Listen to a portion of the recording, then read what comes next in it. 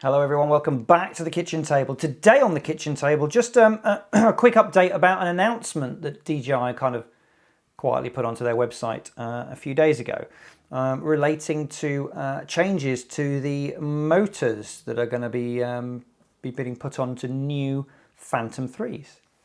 But before we discuss that, it's the kitchen table, and whenever we talk about drones and all things drone related, we always like to have a beverage.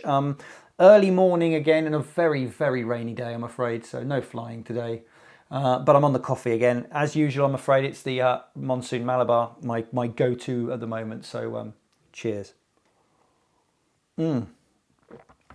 Oh, very good. So, yeah, DJI have announced that, and the reason why they say this is happening is to improve production methods, speed of production. They're changing the motors on new Phantom 3s coming off the lines from, I assume, now onwards.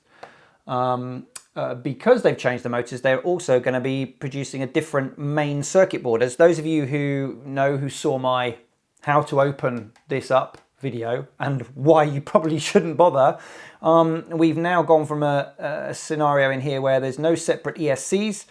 The electronic speed controllers for the motors, they're all built into that main board. So for new, the DJI state that this will have no impact on performance. Nobody's getting a better deal if you've got the newer motors. It's just to help them, I guess the implication is, churn more of these out faster with better quality.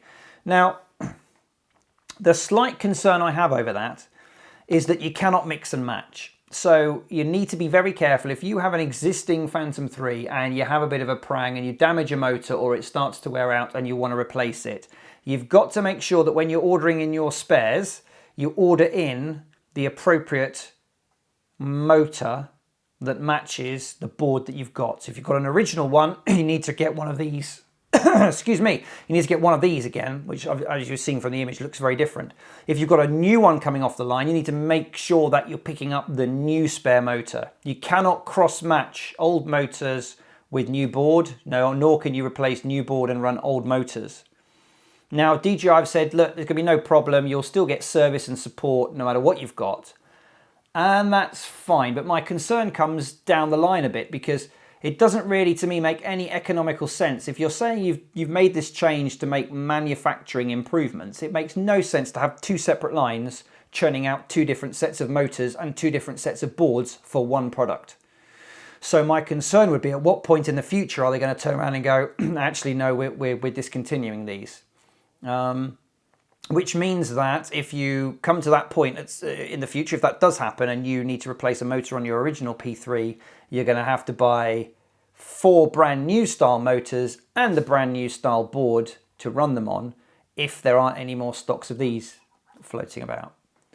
So just something to be aware of. That on the flip side, if you're getting a new Phantom 3, again, if these new motors are not into circulation and out quickly into the spares, the spares retailers, then, if you do damage one early days, you may be sitting there waiting to get one of the new style motors.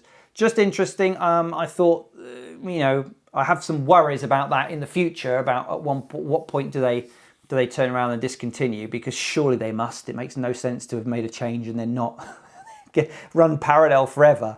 So just something to think about. I'll put a link in the description to the original press release from DJI, and you can have a look. But there we go.